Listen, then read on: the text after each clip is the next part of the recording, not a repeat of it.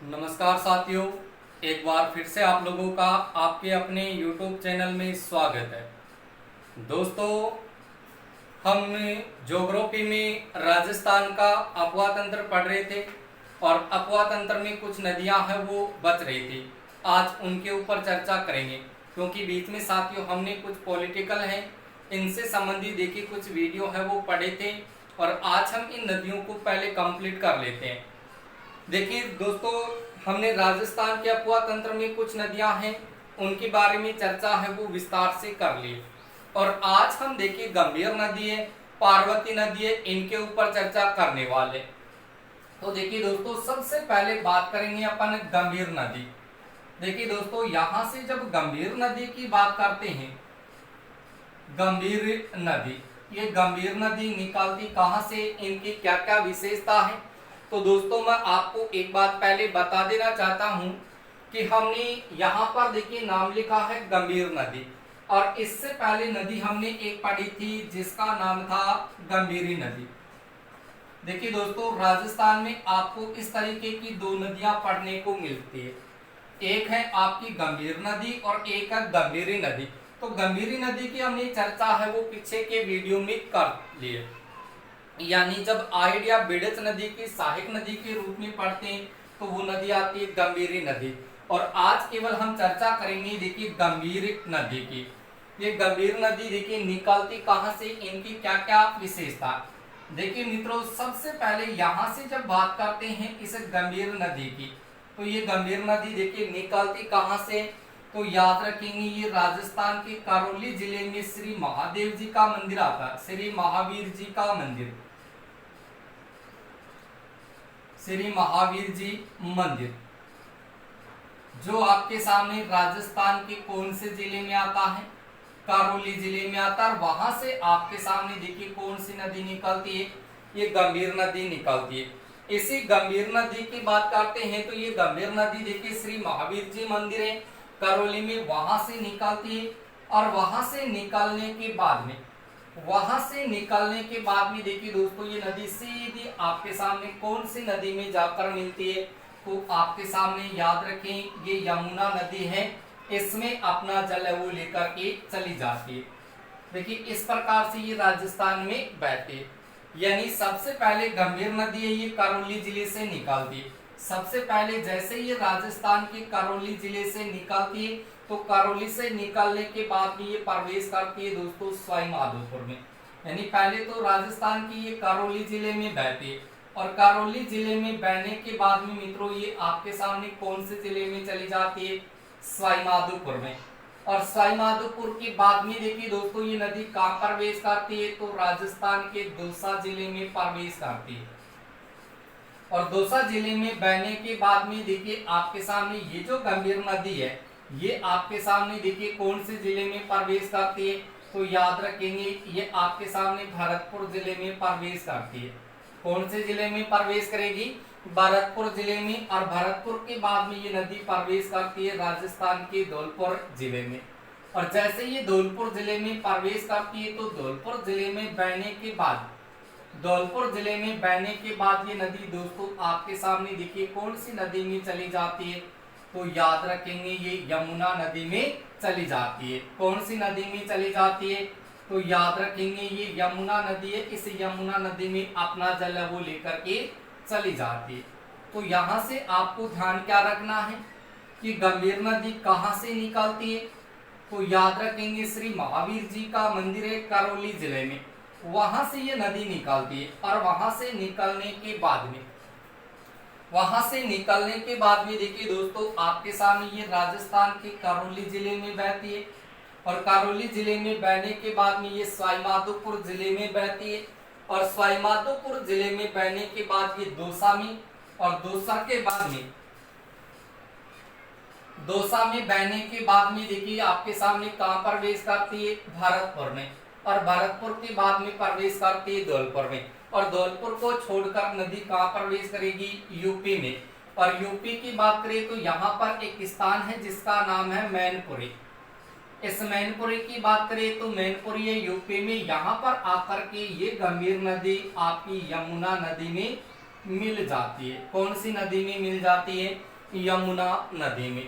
ये तो हुई गंभीर नदी की बात। उसके बाद में देखिए मित्रों, यहां से देखा जाए तो करौली में इस गंभीर नदी पर एक बांध का निर्माण है वो किया गया। किसका निर्माण किया गया है? एक बांध का निर्माण, और उस बांध का नाम है आपके सामने पांचना बांध।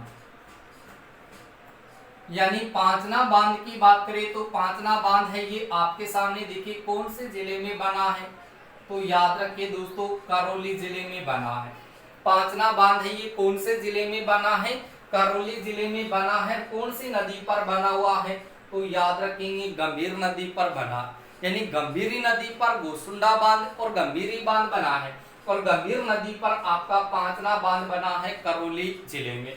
यानी यहां से देखा जाए तो देखिए आपसे ये कहा जाएगा कि गंभीर नदी पर कौन सा बांध बना है? पांचना बांध बना है, और ये पांचना बांध कौन से जिले में बना है? करौली जिले में बना। लेकिन ध्यान रखेंगे कि इस गंभीर नदी की देखिए 5 छोटी छोटी सहायक नदियां आती है। 5 छोटी छोटी सहायक नदियां, 5 छोटी छोटी देखिए यहाँ पर आपके सामने सहायक नदियां आती है। और इन 5 छोटी छोटी सहायक नदियों की बात करें दोस्तों तो आप याद रख सकते हैं। एक नदी आती है आपके सामने अट्टा नदी, दूसरी नदी आती है दोस्तों आपके सामने माची नदी। कौन सी नदी आती है? माची नदी। उसके बाद में तीसरी नदी आती है आपके सामने भद्रावती नदी। कौन सी नदी आती है? भद्रावती नदी। और उसके बाद में देखिए आपके सामने चौथी नदी की बात करें तो दोस्तों आती है आपके सामने बेसावट नदी। और पांचवी नदी आती है दोस्तों आपके सामने बरखेड़ा नदी। इस प्रकार से आपको 5 नदियां हैं वो पढ़ने के लिए मिलेगी। देखिए मित्रों, यहां से आप ध्यान रखेंगे कि अगर आपसे ये कहा जाए कि गंभीर नदी की सहायक नदी कौन कौन सी आती है, तो गंभीर नदी की सहायक नदियों में आपको मिलेगी पार्वती नदी। पार्वती नदी, इसके अलावा देखिए दोस्तों आता है आपके सामने सेसा नदी। सेसा नदी, यानी पार्वती और सेसा नदी की बात करते हैं तो ये नदियां किस नदी की सहायक नदी है? ये गंभीर नदी की सहायक नदी है। और इसी गंभीर नदी की 5 छोटी छोटी सहायक नदियां और आती है, जिसको आप यहां से पढ़ेंगे अट्टा नदी, माची नदी, भद्रावती नदी, बेसावट नदी और बरखेड़ा नदी। यानी अट्टा, माची, भद्रावती, बेसावट और बरखेड़ा, ये 5 छोटी छोटी सहायक नदियां। और इन 5 छोटी छोटी सहायक नदियों से मिलकर के आपके सामने देखिए कौन सा बांध बना है? ये पांचना बांध बना है, जो आपके सामने कौन से जिले में बना है? करौली जिले में बना है।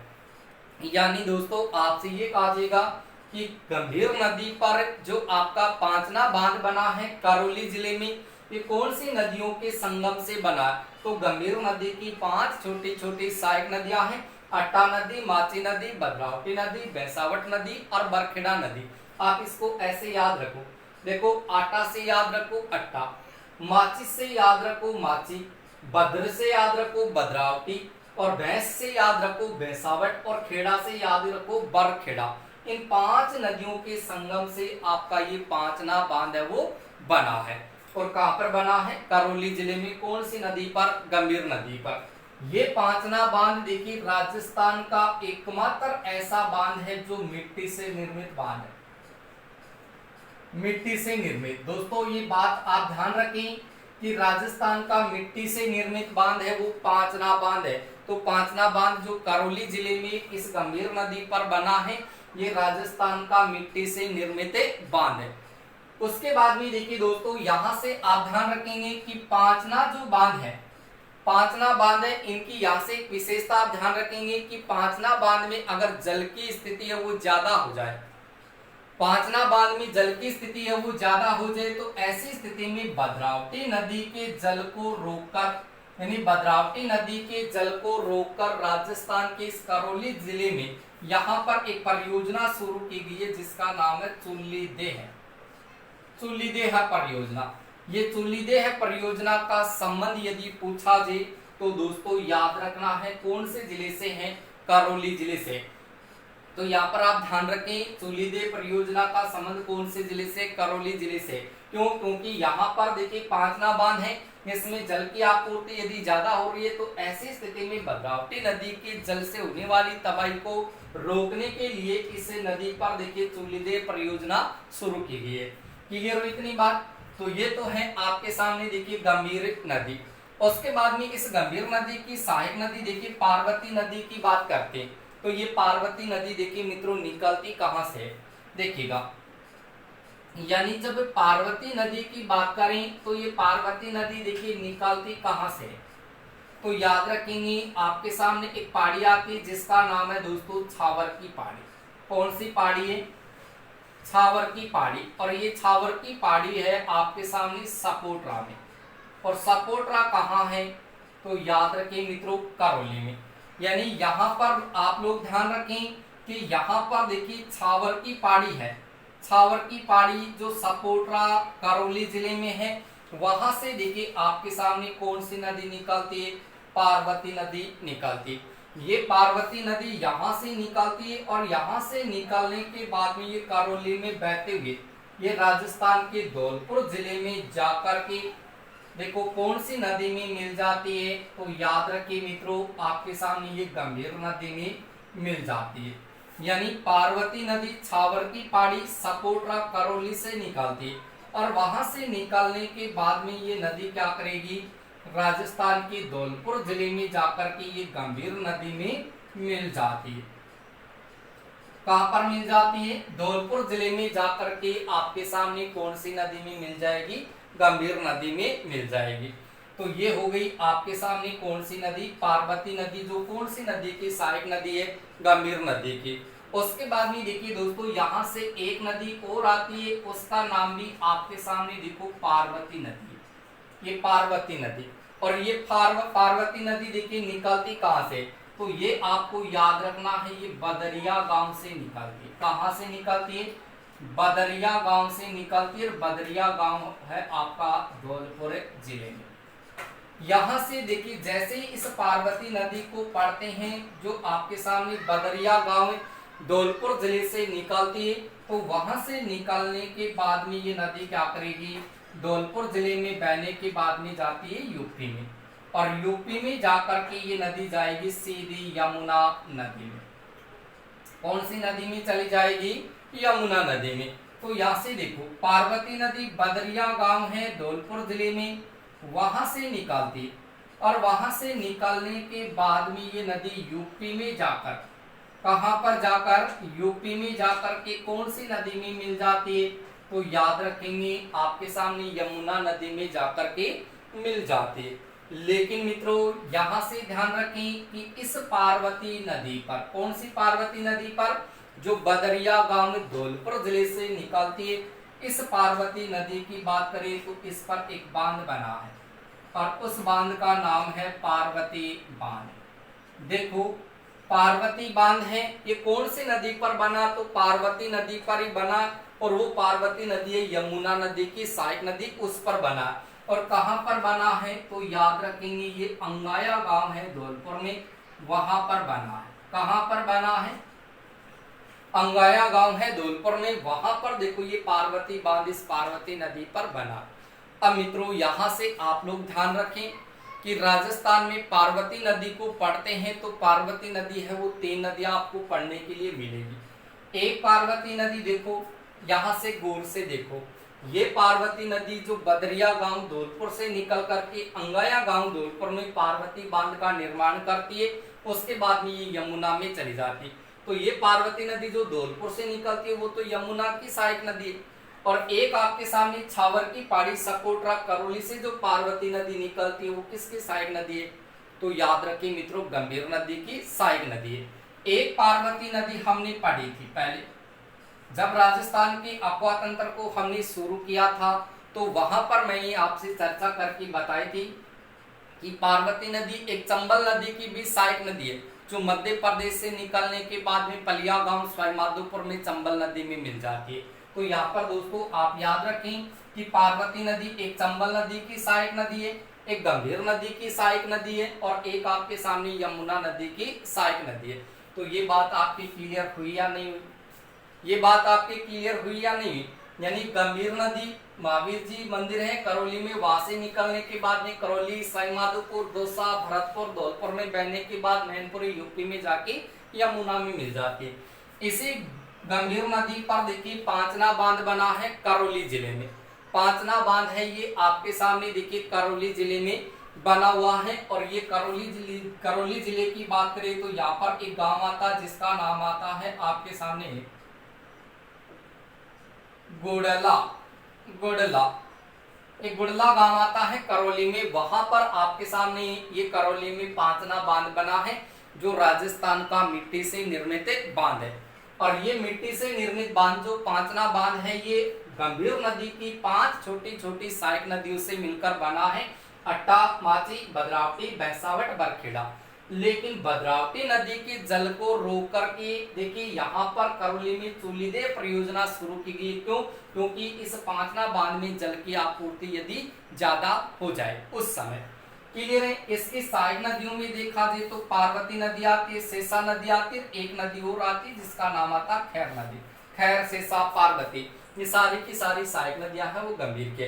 उसके बाद में पार्वती नदी याद रखो, उसके बाद में ये पार्वती नदी याद रखो, ये यमुना की सहायक नदी है और ये आपकी गंभीर नदी की सहायक नदी है। क्लियर हुई इतनी बात? अब देखिए मित्रों, राजस्थान में इन नदियों से संबंधित जो भी आपके सामने कुछ विशेष बातें आती हैं, उन विशेष बातों की हम चर्चा करने वाले कि कौन कौन सी विशेष बातें हैं जो आपसे एग्जाम में पूछी जा सकती है। आप इनका स्क्रीनशॉट वो ले सकते हैं, ऐसा का ऐसा ले लिया। देखो आगे चर्चा करने वाले हैं कि राजस्थान में आपसे देखिए इस नदियों से संबंधित और क्या क्या क्वेश्चन है वो पूछा जा सकता है। तो दोस्तों सबसे पहले आपसे क्वेश्चन पूछा जाएगा कि अमृत क्रांति का संबंध, अमृत क्रांति का संबंध है वो किससे है? देखिए सबसे पहले अमृत क्रांति का यदि आपसे दोस्तों संबंध पूछा जाए तो वो संबंध आपके सामने नदी जोड़ो परियोजना से, नदी जोड़ो परियोजना का संबंध है वो अमृत क्रांति से है। एक तो बात आपको ये याद रखनी है। उसके बाद में देखिए दोस्तों आपसे पूछा जाएगा कि राजस्थान है, राजस्थान है, इस राजस्थान में सर्वाधिक नदियां कौन से जिले से निकलती है? सर्वाधिक नदियां कौन से जिले से निकलती है? तो वहां पर मित्रों आपको याद रखना है चित्तौड़गढ़ जिला, और इसके साथ आपको याद रखना है उदयपुर जिला। राजस्थान में सर्वाधिक नदियां कहां से निकलती है? चित्तौड़गढ़ जिले से निकलती है और उसके बाद में दोस्तों उदयपुर जिले से निकलती है। लेकिन यहां से आपसे ये भी पूछा जा सकता है कि राजस्थान में न्यूनतम नदियां देखो कहां से निकलती है। राजस्थान में न्यूनतम नदियां कौन से जिले से निकलती है? तो वहां पर आपको याद रखना है अलवर और जैसलमेर। अलवर और जैसलमेर में यानी देखा जाए तो राजस्थान में सबसे कम नदियां है वो निकलती है। क्लियर हुई इतनी बात? उसके बाद में दोस्तों आपसे ये कहा जाएगा कि राजस्थान के कौन से जिले में, राजस्थान में कौन से जिले की बात करें जहां पर नदियां नहीं है, कौन से जिले में नदियां नहीं है? तो वहां पर आपको एक तो जिला याद रखना है मित्रों चूरू, और दूसरा जिला आपको याद रखना है बीकानेर। यानी चूरू और बीकानेर जिले में एक भी नदी नहीं है। कौन से जिले में यानी एक भी नदी नहीं है? तो वहां पर चूरू और बीकानेर में कोई भी नदी नहीं है। तो ये क्वेश्चन भी आप यहाँ से याद रख सकते हैं। उसके बाद में राजस्थान में सर्वाधिक नदियों वाला संभाग, सर्वाधिक नदियों वाला अगर संभाग देखा जाए तो सर्वाधिक नदियों वाला संभाग देखिए आपके सामने कौन सा है? तो वहां पर आप लोग ध्यान रखें कि राजस्थान का जो कोटा जिला है, देखिए कोटा जिला है और जो कोटा संभाग है, यहां से आप देखिए मित्रों ध्यान रखें कि राजस्थान में सर्वाधिक नदियों वाला जो संभाग है वो संभाग आपका कौन सा है? कोटा संभाग है। उसके बाद में देखिए मित्रों यहां से एक क्वेश्चन आपसे ये पूछा जाएगा कि न्यूनतम नदियों वाला संभाग कौन सा है? तो न्यूनतम नदियों वाला संभाग आपका कौन सा होगा? तो याद रखिए मित्रों बीकानेर। बीकानेर संभाग एक ऐसा संभाग है जिसमें देखिए सबसे कम नदियां हैं और सबसे ज्यादा नदियां कौन से संभाग में है, कोटा संभाग में। तो ये चीज आपको याद रखनी है। उसके बाद में देखिए मित्रों यहां से आपसे और भी क्वेश्चन है वो पूछा जा सकता है कि सबसे पहले आपसे ये कहा जाए कि रेल किसको कहा जाता है। रेल की बात करें कि रेल किसको कहा जाता है, तो आपको पता है क्या रेल किसको कहा जाता है। जैसे रेल का नाम आएगा तो आप दो चीज यहां से दिमाग में रख लोगे कि रेल, एक तो रेलगाड़ी होती है और एक रेल आप किसी और का प्रयोग कर सकते हैं। तो यहां से देखिए रेल का मतलब है वो नदियों से संबंधित कुछ एक शब्दावली आती है और उस शब्दावली की बात करें तो वो शब्दावली क्या आती है कि वर्षा काल में, यानी वर्षा काल में छोटी छोटी नदियों का जो प्रवाह क्षेत्र है, छोटी छोटी नदियों का जो प्रवाह क्षेत्र है वो क्या कहलाता है, तो मित्रों उसको कहा जाता है रेल। क्या कहा जाता है, उसको रेल कहा जाता है। देखिएगा यानी जब वर्षा की बात करें, देखो ज्यादातर मित्रों जो नदियां बहती हैं वो नदियां ज्यादातर वर्षा के समय बहती है। वर्षा के समय सारी की सारी नदियां बहती है। तो वर्षा काल के दौरान यानी राजस्थान में जो छोटी छोटी नदियां हैं, जो छोटी छोटी नदियां हैं और उस नदियों का जो प्रवाह क्षेत्र है, प्रवाह क्षेत्र है या जो अपवाह क्षेत्र है, वो अपवाह क्षेत्र मित्रों क्या कहलाता है, तो उसको मित्रों कहा जाता है रेल। क्या कहा जाता है, उसको रेल कहा जाता है। यानी आपसे ये कहा जाए कि राजस्थान में देखिए छोटी छोटी जो नदियां हैं जो वर्षा काल के समय इनका जो प्रवाह क्षेत्र है, यानी राजस्थान में देखिए वर्षा काल के दौरान छोटी छोटी नदियों का प्रवाह क्षेत्र है, वो प्रवाह क्षेत्र क्या कहलाता है, रेल कहलाता है। क्लियर है इतनी बात। उसके बाद में देखिए मित्रों यहां से एक शब्दावली और आती है जिसका नाम है मित्रों पायतन। देखिए पायतन, ये क्वेश्चन कई बार एग्जाम में ऐसे के ऐसे पूछ लिए जाते हैं कि पायतन किसको कहा जाता। तो मित्रों याद रखेंगे कि देखिए वर्षा के समय जिस रास्ते से देखिए आपके सामने जो भी नदियों का पानी जाता है, वो नदियों का पानी किसी नदी में जाता है या फिर किसी झील में जाता है, तो ऐसी स्थिति में देखिए यहां से आपसे उस रास्ते से संबंधित क्वेश्चन है वो पूछा जाएगा। यानी जब आपसे ये कहा जाए कि पायतन किसे कहा जाता है, तो पायतन देखिए किसको कहा जाएगा कि जिस रास्ते से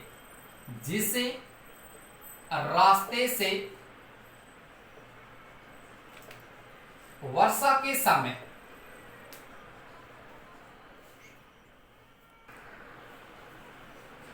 देखिए दोस्तों यहां से हम बात कर रहे थे पायतन के बारे में कि पायतन किसको कहा जाता है। तो याद रखिए मित्रों यहां से कि जिस रास्ते से यानी वर्षा के समय जो पानी है या वर्षा का जो पानी है वो पानी अगर किसी नदी में जा रहा है या फिर किसी झील में जा रहा है या फिर किसी तालाब में जा रहा है। देखो मित्रों बहुत ही अच्छी बात है यहाँ से कि राजस्थान में देखिए जिस रास्ते से वर्षा का पानी यानी वर्षा के समय का जो पानी है, यानी वर्षा का जो पानी है वो किसी नदी में या फिर किसी झील में या फिर किसी तालाब में यदि वो पानी जा रहा है, वो पानी यदि जा रहा है इस तरीके से, तो उस वाले जो रास्ते की बात करें तो इस रास्ते को क्या कहा जाता मित्रों, तो याद रखेंगे इसको पायतन कहा जाता। अब यहाँ से एक साथ इसको याद रखें कि पायतन क्या है, तो पायतन यानी जिस रास्ते से वर्षा का पानी किसी नदी या झील या तालाब के माध्यम से देखिए यहाँ पर जिस रास्ते से उसका पानी है वो इसमें जाता है तो उसी को बोलते हैं अपन पायतन। यानी जिस रास्ते से वर्षा का पानी नदी झील या तालाब में जाता है तो उस रास्ते को क्या बोलते हैं, पायतन बोलते हैं। और वर्षा के समय छोटी छोटी नदियों का जो प्रवाह क्षेत्र है वो कहलाता है दोस्तों रेल। उसके बाद में देखिए दोस्तों एक आता है आपके सामने सिर। सिर किसको बोलते हैं, तो वहां पर भी आपको याद रखना मित्रों कि भूगर्भ में जल के निश्चित दिशा में बैठने को देखिए किस नाम से पुकारा जाता है, उसको सिर कहा जाता है। यानी यहाँ पर आपको करना क्या है, यहाँ पर आपसे देखो ये पूछा जाएगा कि सिर किसको कहा जाता है। देखो सिर किसको बोलते हैं, तो यहाँ पर आपके सामने देखिए सिर की बात करें यानी भूगर्भ की बात करें तो भूगर्भ में जल के निश्चित दिशा में बहने को, यानी भूगर्भ में भूगर्भ में जल के निश्चित दिशा में बहने को क्या कहा जाता है? उसको दोस्तों कहा जाता है शेर। यानी यहां से आपसे ये पूछा जाएगा कि शेर किसको कहा जाता है, तो यानी भूगर्भ की बात करें तो भूगर्भ में जल के निश्चित दिशा में बहने को, जैसे मान लो कि कोई नदी है वो निकल रही है और वो अपना निश्चित एक मार्ग के रूप में देके वो बहती है, तो उसको क्या कहा जाता है कि जो निश्चित दिशा में बह रही है, तो निश्चित दिशा में बहने को क्या कहा जाता है दोस्तों? उसको कहा जाता है शेर।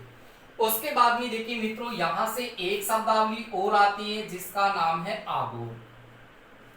देखो आगोर किसको कहा जाता है? यानी जब आगोर की बात करें तो आगोर मित्रों किसको कहा जाता है? मान लीजिए आपने किसी नदी पर कोई बांध बना रखा है, तो वहां पर देखिए उस बांध के चारों ओर जो मिट्टी की जो मेड़बंदी है मित्रों, जो मेड़बंदी है उस मेड़बंदी को क्या कहा जाता है? तो याद रखेंगे उस मेड़बंदी को क्या कहा जाएगा? तो उसको कहा जाएगा आगोर। यानी जो भी मान लीजिए नदी पर कोई आपके सामने बांध बना है, कोई भी आपके सामने बांध बना है और उस बांध के चारों ओर जो मेड़बंदी होती है, जो मेड़बंदी होती है उस मेड़बंदी को मित्रों कहा जाएगा आगोर। तो ये शब्दावली आपको यहां से याद रखनी है। सबसे पहले आप याद रखो कि देखिए आपके सामने रेल किसको कहा जाता है, तो रेल से संबंधित अगर नदी में क्वेश्चन पूछा जाएगा तो वहां पर आप देखिए दो चीज ध्यान रखें कि लूनी नदी है, उस लूनी नदी को देखिए जालोर जिले में रेल व नाड़ा नदी कहा जाता है। और एक रेल आपको किसको बताना है कि वर्षा के समय छोटी छोटी नदियों का जो प्रवाह क्षेत्र है उस प्रवाह क्षेत्र को ही दोस्तों क्या कहा जाएगा? रेल कहा जाएगा। उसके बाद में देखिए मित्रों आपसे पूछ लेगा कि पायतन किसको कहा जाता है, तो पायतन आपको किसको बताना है कि जिस रास्ते से, यानी जिस रास्ते से वर्षा का पानी अगर किसी नदी में जा रहा है या फिर किसी झील तक पहुंच रहा है या फिर किसी तालाब तक पहुंच रहा है, तो झील है, नदी है, तालाब तक देखिए जो पानी वर्षा का पानी जाता है तो उस रास्ते को क्या कहा जाता है? तो उस रास्ते को बोलते हैं दोस्तों पायतन। उसके बाद में देखिए सीर किसको बोलते हैं, तो सीर आपको ध्यान रखना कि भूगर्भ में जल के निश्चित दिशा में बहने को, यानी जल के निश्चित दिशा में बहने को ही दोस्तों क्या कहा जाएगा? सीर कहा जाएगा। और उसके बाद में मित्रों याद रखना है आगोर। आगोर किसको कहा जाता है कि जो भी नदी पर कोई बांध बना है और उस बांध पर यानी जो मेड़बंदी होती है चारों तरफ, उस मेड़बंदी को क्या कहा जाता है? आगोर कहा जाता है। तो दोस्तों ये हो गया आपका राजस्थान का संपूर्ण अपवाद तंत्र। तो ये आपके सामने देखिए सारा का सारा अपवाद तंत्र है वो पूरा हो चुका है। अब मित्रों खास बात क्या है उस पर देखिए मैं आप लोगों को कुछ चर्चा करके बता दूं ताकि आप उसको ध्यान में रख सको। यानी राजस्थान का जो हमने अपवाद तंत्र शुरू किया था उस अपवाद तंत्र के अलग अलग पार्ट हैं, अलग अलग क्या हैं? उनके पार्ट है। तो उन पार्टों को आप एक एक करके उनको पढ़ते जाइए। पहले बंगाल की खाड़ी में गिरने वाली नदियां, उसके बाद में अरब सागर में गिरने वाली नदियां, अरब सागर में भी आपकी कच्छ के रण में गिरने वाली नदियां हैं, बंगाल की खाड़ी में गिरने वाली नदियां, कच्छ के रण में गिरने वाली नदियां और खंबात की खाड़ी में गिरने वाली नदियां। जैसे जैसे आप उन नदियों को पढ़ करके आएंगे उसके बाद में आप आंतरिक जल प्रवाह की नदियों को पढ़ेंगे, कौन कौन सी आंतरिक जल प्रवाह की नदियां हैं, तो उनको आप पॉइंट टू पॉइंट आप वीडियो के माध्यम से पढ़ सकते हैं। ठीक है दोस्तों, तो ये तो राजस्थान का अपवाद तंत्र हुआ। आप बीच में आप उन नदियों को मत छोड़ना क्योंकि आपको सारी की सारी नदियां आपको पढ़नी है। सारी की सारी नदियां डायग्राम के माध्यम से राजस्थान के मानचित्र के आधार पर इनको आपके सामने पढ़ाया गया है ताकि ये चीजें आपके लंबे समय तक याद हो जाए। तो मित्रों यहाँ से ये आपका जो अपवाद तंत्र का जो भी आपके सामने नदियों से संबंधित जो भी बातें थी उनको हमने पूरी स्थिति है उनकी हमने चर्चा है वो कर ली। और इससे पहले भी हमने कई टॉपिक हैं उनके बारे में भी चर्चा की थी कि राजस्थान में आपके जो भौतिक प्रदेश हैं, भौतिक प्रदेश में भी कई चीजें हमने पढ़ी थी। राजस्थान की स्थलीय सीमा है, संभाग है, प्राचीन क्षेत्र है, प्राचीन क्षेत्रों के उपनाम, ऐसे हमने सारी की सारी चर्चा है वो की है। और आप देखिए यहाँ से हम नेक्स्ट वीडियो में पढ़ेंगे, एक नए टॉपिक की शुरुआत करेंगे दोस्तों। तो आप देखिए वीडियो को शुरू से लेकर के अंत तक आप इनको देखिएगा और साथ के साथ आप वीडियो को लाइक करके उसमें कमेंट जरूर करके बताएं। और दोस्तों अभी तक आपने यूट्यूब चैनल को सब्सक्राइब नहीं किया है तो प्लीज आप इनको सब्सक्राइब कर ले, ताकि यहाँ से जो भी वीडियो अपलोड होगा उसका पहला नोटिफिकेशन आपके पास से होगा। ठीक है दोस्तों, और साथ के साथ मैं आपको ये बात भी बता दूं कि हमने साथ के साथ ज्योग्राफी है उनका भी कुछ पोर्शन है वो शुरू कर रखा था। ज्योग्राफी के साथ साथ पॉलिटिकल है, इसका भी पोर्शन शुरू कर रखा था। तो साथ के साथ आपकी पॉलिटिकल भी होती जाएगी और साथ के साथ आपकी ज्योग्राफी है उसका पोर्शन है वो भी चलता रहेगा। ठीक है दोस्तों, मिलते हैं नेक्स्ट वीडियो में एक नए टॉपिक के साथ। तो बने रहिए आप इस चैनल पर, लगातार आपको ऐसे वीडियो मिलते रहेंगे। ठीक है दोस्तों।